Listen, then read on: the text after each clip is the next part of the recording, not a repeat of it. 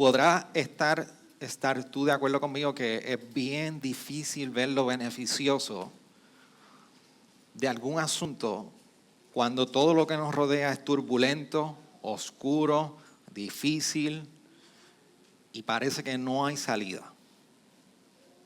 ¿Puede estar de acuerdo conmigo? Es difícil ver. Si hay, por ejemplo, un diagnóstico. ¿Hay salida de este diagnóstico? Si todo lo que apunta es difícil y sin solución. Hay unas temporadas en nuestras vidas que vivimos que no son para siempre. Todo, mientras pasan los años y mientras uno va madurando en las diferentes etapas de vida, va mirando y va diciendo, eso no era para siempre. Pero cuando uno entra por primera vez, tú dices, esto va a acabar. La crianza creo que es una de ellas, de esa etapa que tú dices, soy tío, estoy lucido. Esta semana nació mi primer sobrino. Y pues lógicamente uno se transporta a los años cuando uno empezó a criar y lo que ahora ya no es un temor, en ese momento nos consumía la vida. Puede ser un inconveniente que quizás estamos experimentando o hemos experimentado y ese inconveniente está ahí latente y cuando miramos decimos, ¿podrá resolverse? ¿Podrá hallar una conclusión saludable? Puede ser un familiar o una situación familiar que miramos y decimos, no pareciera que esto tiene una salida de alegría. Así que qué difícil es ver lo beneficioso cuando el panorama es turbulento. Y nosotros estamos en una porción de Mateo, de esta narrativa que Mateo nos está compartiendo acerca de la vida de Jesús. Y las palabras que nosotros venimos escuchando en los últimos sermones, ¿verdad? Que viene desde el Mateo 25, 26. Jesús está anunciando unas cosas y está anunciando unos eventos que están por suceder que no parecieran que al final hay luz. Porque es como que un camino que Jesús está anticipando que dice esto va de mal en peor. Cuando yo estaba en la UPI, en el primer año de hospedándome, recuerdo que iba caminando al campus y uno de esos primeros días, tú sabes que tú estás en una combinación de poder aparentar que no eres un prepa, pero a la misma vez vas más asustado, vas bien asustado, porque no sabes lo que te espera. Y recuerdo que uno de esos primeros días en esa semana, yo voy por un callejón y se me sale un individuo, y la historia larga, corta, un individuo de calle, me amenazó, yo lo amenacé para atrás y salí airoso. Y yo miro para atrás y yo digo, yo no volvería a hacer eso, pero en los nervios me le puse guapo. Y el tipo, no sé, yo creo que el Señor le mostró los ángeles que estaban alrededor mío y huyó porque era más grande que yo. Pero yo recuerdo todavía tengo en mi memoria aquel camino de ese callejón y yo sudaba frío y decía, Señor, ¿yo podré salir vivo de este lugar? Y Jesús está compartiendo un camino mucho más complejo y nos está compartiendo aquí que lo que próximo que está por experimentar es la crucifixión. Desde el sermón anterior y el pasaje anterior en el capítulo 26, precisamente el verso 2, ya Jesús viene anunciando que va a ser crucificado. Y entonces en esta segunda parte del capítulo 14 hoy, no es para menos. Se sigue como que complicando más. Entonces la pregunta es, mientras Jesús va compartiendo todo lo que está compartiendo, la pregunta es, ¿hay una esperanza en esto? Como que hay algo bueno de esto, con lo que Jesús está hablando. Porque si usted mira, cuando nosotros estamos leyendo, Jesús primero está diciendo, voy a ser crucificado. Y ahora comienza a anunciar que alguien lo va a traicionar. O sea, va encreciendo, va la cosa poniéndose más difícil. ¿Por qué es difícil el camino? Vamos a entender un poco lo que está haciendo Jesús y está compartiendo Jesús. Lo primero que está haciendo es que está apuntando a que hay un discípulo entre los que le siguen que lo va a traicionar, lo va a entregar. Y es bien interesante porque a veces nosotros nos distanciamos muchísimo de Judas y lo vemos de muy lejos, pero esto tiene un significado muy importante. Porque una de las cosas que está sucediendo aquí es que Judas va a los líderes, a los principales sacerdotes, los líderes de la época, y va y se acerca y está diciendo, y es persuadido de poder ver cómo entrega a Jesús. Y una de las cosas que le hacen es, ¿qué tienes que ofrecerme? Y los líderes le dicen, tenemos 30 piezas de plata. Y a veces vemos el valor de esas 30 piezas de plata y buscamos qué significa el costo o el valor de esas monedas hoy. En resumen, era el salario de un mes de un pastor. Pero eso no es, lo interesante de esto es que ese no es el significado mayor de lo que Jesús y Mateo nos está compartiendo acerca de lo dispuesto que estaba Judas a entregarlo por 30 piezas de plata. No solamente representaba el salario de un mes de un pastor de ovejas, así que en la narrativa anterior, el perfume de aquella mujer que fue derramado a los pies de Jesús tenía más valor que las 30 monedas de plata. Entonces, sí nos da un contexto de lo poco valorizado que estaba siendo considerado Jesús. Pero es que no solamente esto es lo que está sucediendo. Jesús, en cierta manera, y aquí lo que está haciendo Mateo es apuntando a un cumplimiento y a una referencia en el Antiguo Testamento, donde también se mencionan las 30 monedas o piezas de plata. Y es en Zacarías. Y a mí me encanta, y los que me conocen, saben que me fascina ver cuando Jesús y en la palabra nosotros nos encontramos que hay una referencia de alguna manera o un cumplimiento, o el mismo Jesús se apropia, se abraza, se arreína, como decimos el buen puertorriqueño, de algún asunto en el Antiguo Testamento para decir, se cumple en mí. Porque mientras, más que un ejercicio teológico de lo que nosotros podamos hacer, hay algo bien interesante que va inherente a lo que Jesús está compartiendo. Yo quiero que usted me entienda y me siga aquí, no se me pierda.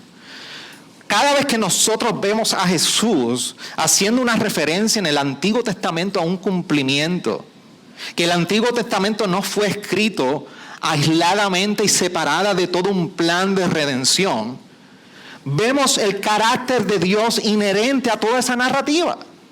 Porque vemos el Dios todo creador, el Dios en su trono, el Dios que quiere salvar, comprometido con cumplir sus promesas, comprometido a no desviarse de su plan eterno de poder darnos salvación eterna.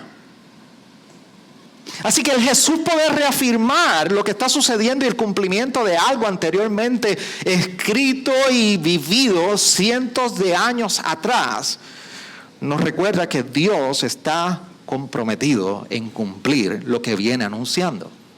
Mira lo que sucede. Cuando Mateo está haciendo referencia en estos versos 14, 15, dice, entonces uno de los 12, llamado Judas Iscariote, fue a los principales sacerdotes y dijo, ¿qué estáis dispuestos a darme para que yo los entregue? Y ellos le pesaron 30 piezas de plata y desde entonces buscaba una oportunidad para entregarle. El primer día de la fiesta de los panes sin levadura se acercaron los discípulos a Jesús diciendo, ¿dónde quieres que te hagamos los preparativos para comer la Pascua? Aquí en cierta manera lo que está sucediendo es que en Zacarías, y vamos a sentarnos, acompáñenme a hacer un viaje en el tiempo. Usted sabe que en la historia de Israel, el Antiguo Testamento recoge diferentes instancias del pueblo de Israel. Los profetas particularmente, Dios levantó profetas para que hablaran al pueblo antes de que el pueblo de Israel se fuera en esclavitud o en exilio por Babilonia. Así que estoy tratando de que usted, todo el revolú de historia que usted ha recibido, los que estuvieron pequeños en escuela bíblica, etcétera, puedan conectar Babilonia, Israel, profetas. Hay 3 periodos bien importantes. Antes de que Israel se fuera en esclavitud, o sea, viniera un pueblo de Babilonia, los cautivara y se los llevara como preso. Hay un periodo mientras ellos están en cautiverio en Babilonia. Y hay un periodo post-exilio. O sea que Dios libera después de muchas décadas al pueblo, los 70 años, y regresan a su Israel. Todo desbaratado, todo roto, sin templo, sin nada. Dios levanta a un profeta que se llama Jeremías. Lo levanta para que le hable al pueblo de Israel antes de que se vayan a exilio. Así que Dios levanta a Jeremías para que le dijera: ¡hey! Si no arreglan, esto va a pasar. Y pasó. Y más adelante levanta a Zacarías. Zacarías lo levanta en un periodo cuando el pueblo ya está de regreso. Imagínense que usted dejó su casa, se fue, se abandonó, y cuando regresó está destruida, desolada, abandonada. ¿Y cómo se llama eso cuando alguien entra y... Saquearon, gracias Jim. Saquearon. Entonces está toda la ciudad destruida. Y usted va a empezar a decir: ¿y ahora? ¿Cómo vamos a reconstruir todo esto? Así que Zacarías se levanta como una voz de Dios para decirle al pueblo: hey, ¿están de regreso? Es momento de que ustedes abracen y no se olviden de las promesas de Dios y empiecen a construir, empiecen a manos a la obra, porque Dios ha prometido que en la manera que ustedes sean obedientes y hagan lo que Él nos ha mandado, Él va a habitar en un futuro en su santo templo. Y va a haber un Mesías, va a haber un rey y va a reinar permanentemente. Así que Dios levanta a Zacarías en ese momento.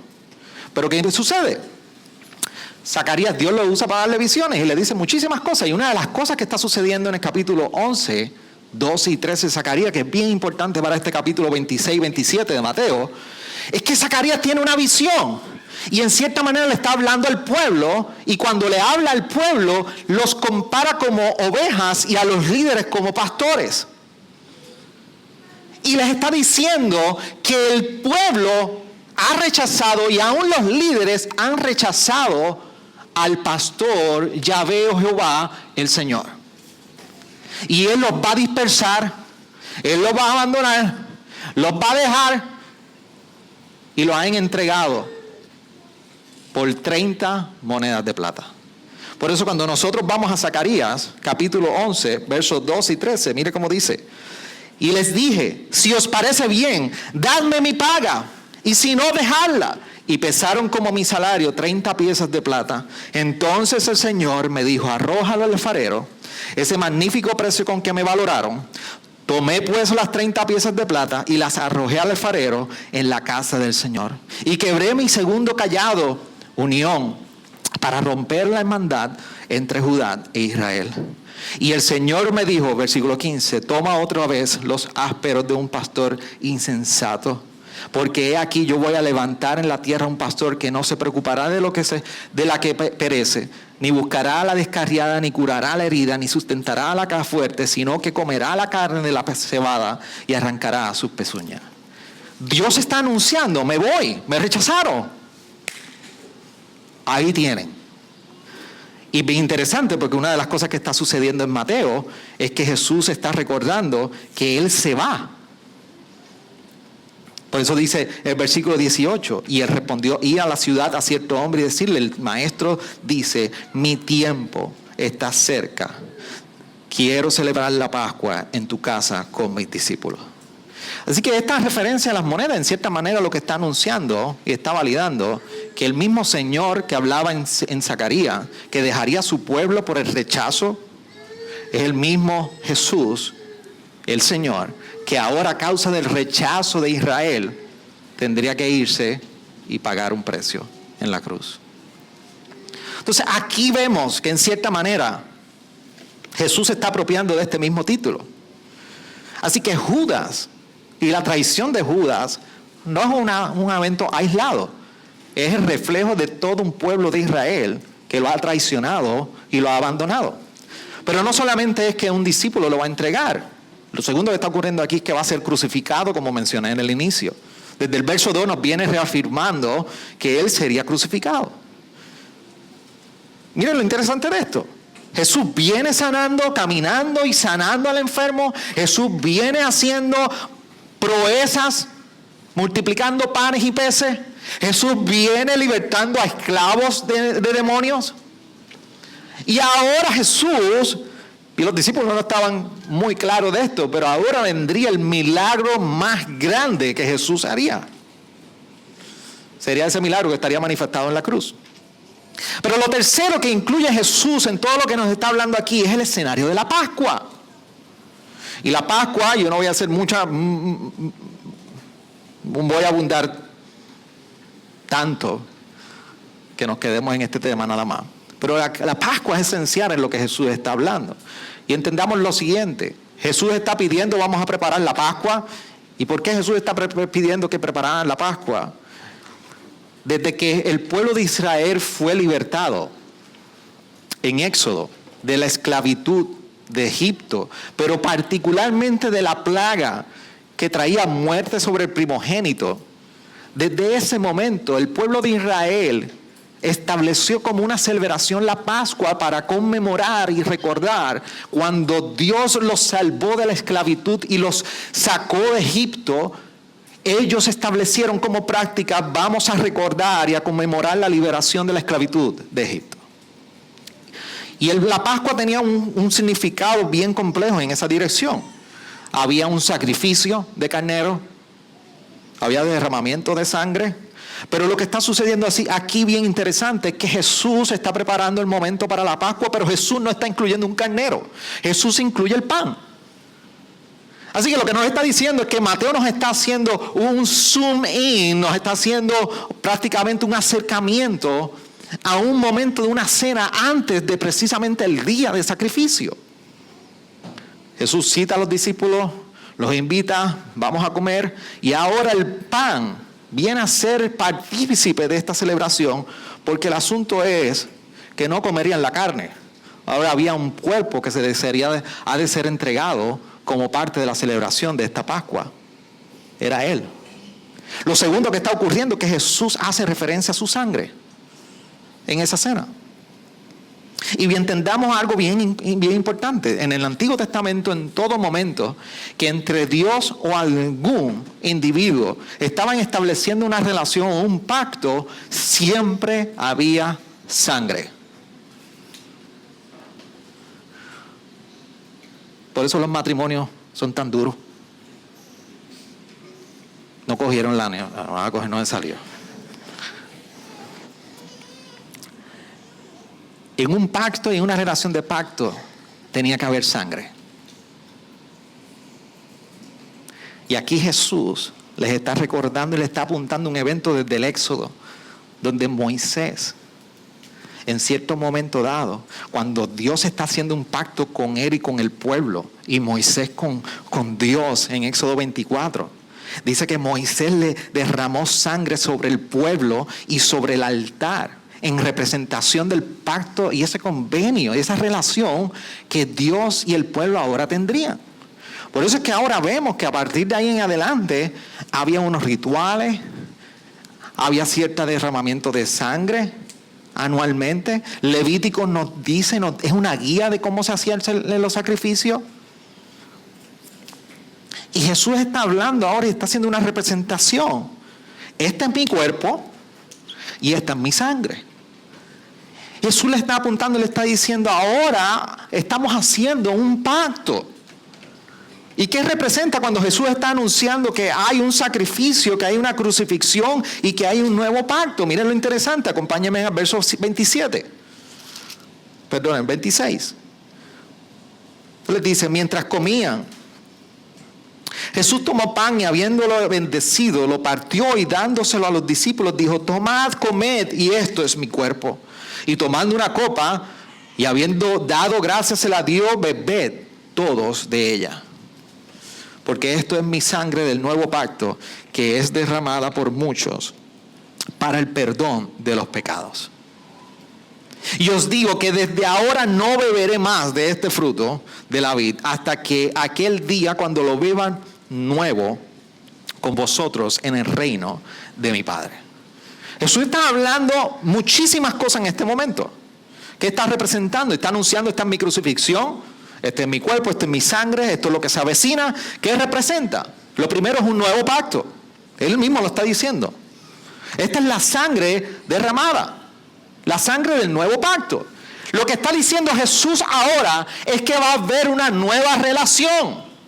Desde el Antiguo Testamento Dios viene relacionándose con su pueblo. Cada pecado exigía un sacrificio, y era la manera como el pueblo podría encontrar la expiación y la propiciación de sus pecados. Si no había sacrificio, el pecado no era levantado y Dios no era propicio para su pueblo. Pero ahora Jesús le está diciendo: ahora vamos a entrar en una relación nueva. ¿Y qué consiste esto de una relación nueva? Porque yo no creo que ninguno de nosotros estamos en un matrimonio para que después de 10, 15 años, 20 años decir: bueno, cambiar los términos.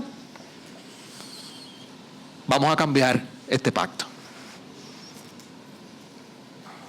Pero ahora Dios, por medio de Jesús, está cambiando y está diciendo: va a haber un nuevo pacto. Así que la muerte de Jesús representaría un pacto prometido que viene siendo anunciado desde el Antiguo Testamento. ¿En qué consiste entonces un nuevo pacto ahora? ¿Qué consiste esta nueva relación que Jesús está abriendo por medio de la muerte? Y aquí quiero que me acompañen y ustedes lean conmigo, porque es bien importante. Acompáñame a Jeremías, capítulo 31. Los profetas vienen anunciando desde mucho antes que Dios traería un nuevo pacto para su pueblo. Y mira cómo dice en el versículo 31 hasta el 37.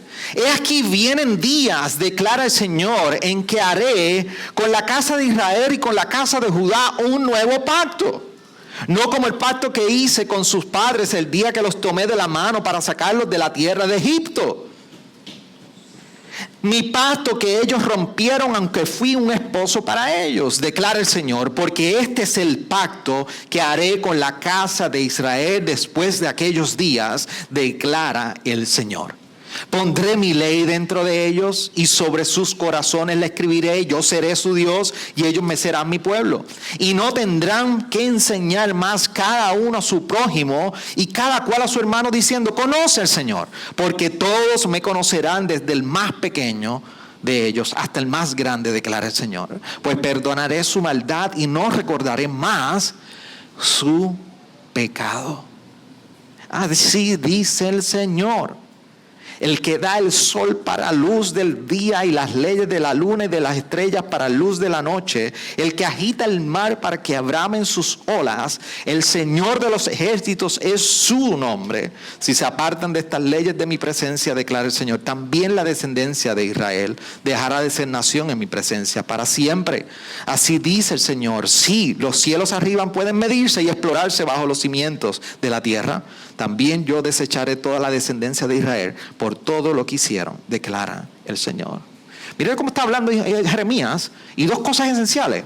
La ley ahora no se vería simplemente por un cumplimiento externo, es que estará en el corazón ahora. La obediencia saldría del corazón, pero lo más interesante es que perdonaría los pecados para siempre. Ezequiel, acompáñame en Ezequiel. Capítulo 16, versículo 62 dice: estableceré mi pacto contigo y sabrás que yo soy el Señor, para que recuerdes y te avergüences y nunca más abras la boca a causa de tu humillación. Mira cómo termina: cuando yo te haya perdonado por todo lo que has hecho, declara el Señor Dios. Y si vamos más adelante, por último, en el capítulo 36 de Ezequiel precisamente, versículo 25, se hace reafirmación también de este nuevo pacto, cuando dice: entonces os rociaré con agua limpia y quedaréis limpios de todas vuestras inmundicias, y de todos vuestros ídolos os limpiaré. Además os daré un corazón nuevo y pondré un espíritu nuevo de vosotros. Quitaré de vuestra carne el corazón de piedra y os daré un corazón de carne. Pondré dentro de vosotros mi espíritu y haré que andéis en mis estatutos y cumpláis cuidadosamente mis ordenanzas. Habitaréis en la tierra que di a vuestros padres y seréis mi pueblo y yo seré vuestro Dios. Miren qué maravilloso el pacto que se viene anunciando. Es un pacto que viene diciendo, tu corazón va a ser transformado y Dios no se acordará más de tus pecados. Y ahora pondrá un corazón en Ezequiel, de acuerdo a Ezequiel, lo describe como de piedra, lo va a tornar a uno de carne. Esto es lo que hace el Señor. Me estoy adelantando un poco, pero yo no sé si usted está conocido a un convertido en el Señor que anteriormente también lo conoció fuera de Cristo y lo conoció duro como una piedra, ahora es como un peluche, un teddy bear. Esa es la mejor representación de lo que hace el Señor en nuestros corazones. Y lo bien interesante que Ezequiel nos está recordando, no nos dice primero, ahora hagan todo el cumplimiento de la ley para que sus corazones sean cambiados a corazones de carne. No. Es que Él transforma el corazón para vivir entonces en la obra y en la ley del Señor. No al revés. Y pareciera que en donde único tenemos esto muy claro en Semana Santa, cuando no, todo es por gracia. Pero se nos olvida en el resto de la semana que la obediencia procede de un corazón que ha sido transformado. Así que esto es lo que representa una nueva relación. Tus pecados serán perdonados, no será acordado más de ellos, y tu corazón sería transformado a uno de carne, que lo único que anhele es su ley. Eso es lo que está diciendo Jesús con un nuevo pacto. Pero mira lo interesante, adicionar a esto, no es solamente una relación nueva, sino también está diciendo más adelante, porque esto es mi sangre de nuevo pacto que es derramada por muchos para el perdón de los pecados. Jesús está diciendo, esto es una nueva relación, pero dame recordarte que mi sacrificio perdona tu pecado. Y le está diciendo a sus discípulos, le asegura a los pecadores, ustedes van a ser perdonados. Y lo tercero, termina diciendo en ese versículo 29 las palabras de Jesús. Y os digo que desde ahora no beberé más de este fruto de la vid hasta aquel día cuando lo beba nuevo con vosotros en el reino de mi Padre. Jesús está hablando no solamente de una obra inmediata en la cruz, sino también está anticipando una comunión eterna con los suyos. Jesús está anticipando que después de su muerte, tú y yo tenemos un futuro garantizado.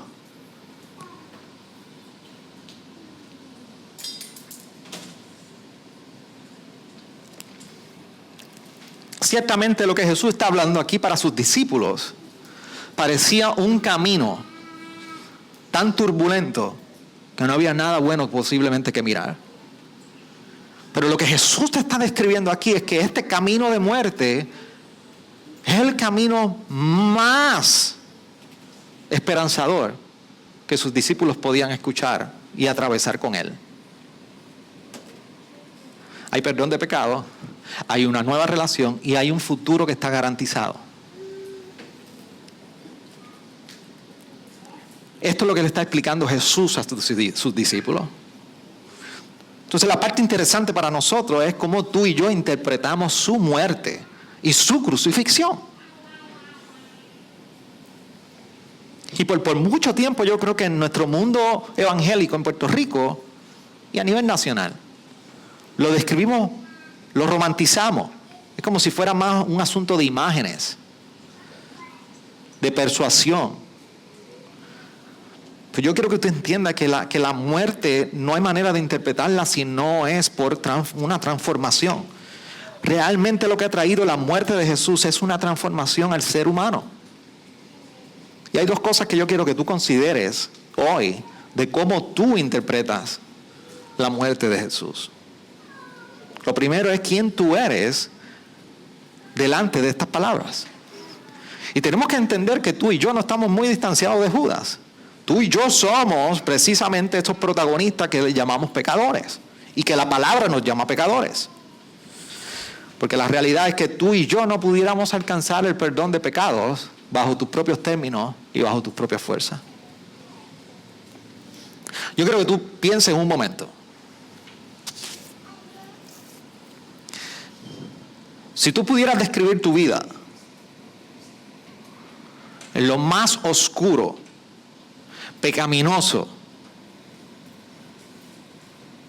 con lo que tú has lidiado de ti mismo, ¿qué sería?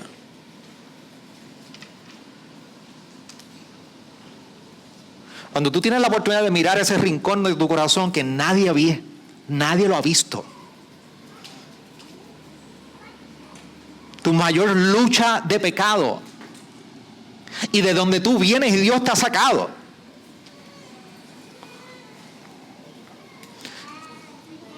¿Qué pudieras describir de ti?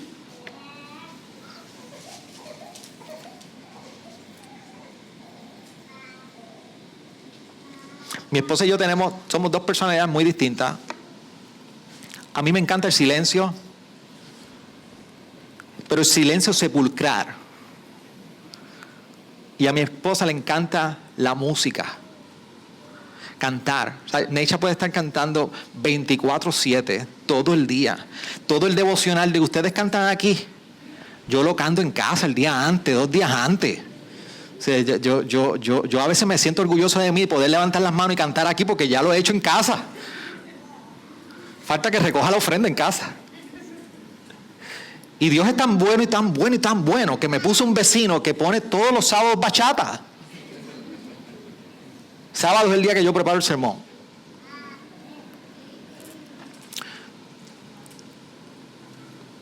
Y a veces relajando yo le digo, Necha, tú necesitas un tiempo en silencio de encontrarte con ti misma y no tan entenebrecida con lo que tú ves de ti.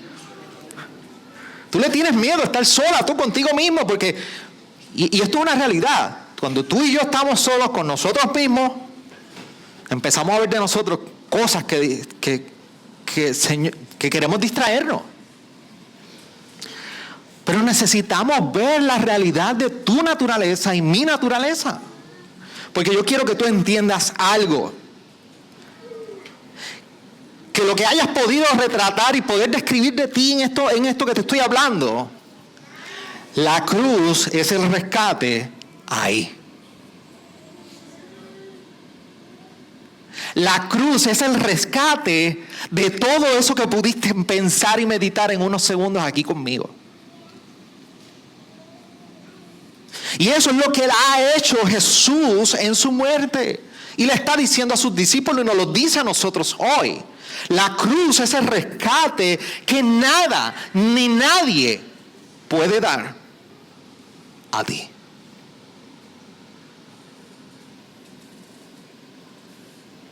Y si tú has experimentado el rescate, gloria al Señor. No olvides y pregúntate cómo continúas interpretando su muerte hoy. Y si todavía tú no has experimentado el rescate, estás a tiempo todavía. Porque lo que Jesús vino a hacer en aquella cruz es por cada uno de nosotros que somos pecadores. No hay nada digno, no hay nada meritorio en ti y en mí. Jesús ha venido a interrumpir tu condición y mi condición. Pero no solamente que somos delante de esta cruz, lo segundo es cómo vivimos delante de la cruz. No solo qué representa para nosotros, pero cómo estamos viviendo delante de la cruz.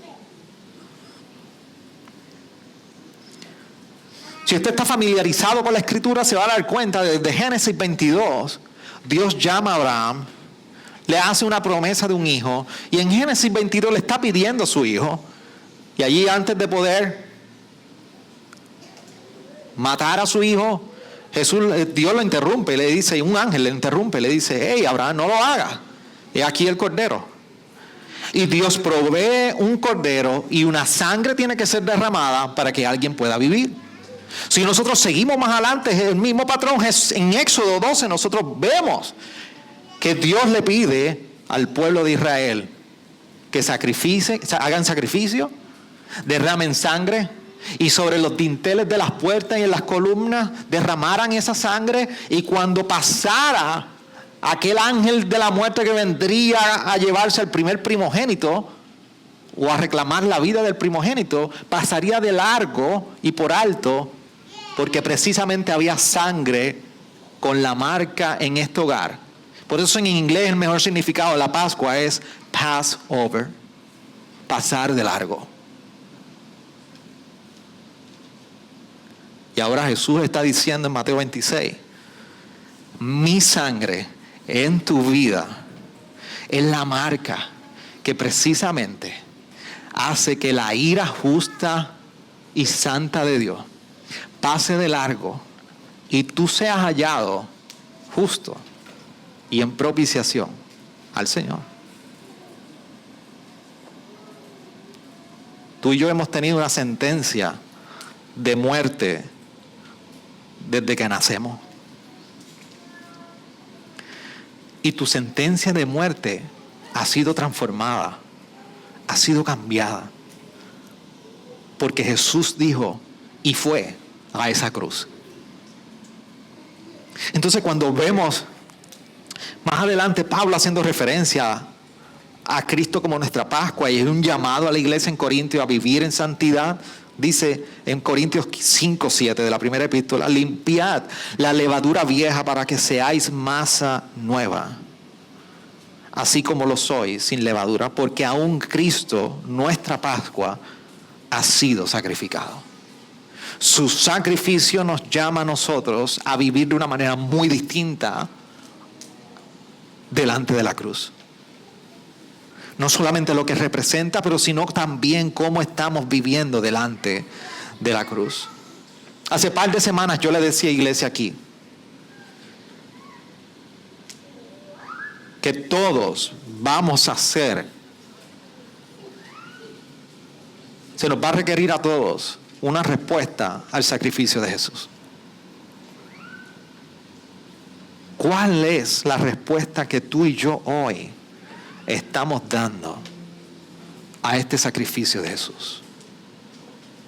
Que no nos olvidemos que lo sencillo del Evangelio es lo que ha transformado todo en nuestra vida. Inclina tu rostro ahí donde está. Y yo quiero que pasemos 3 minutos ahí, delante del Señor.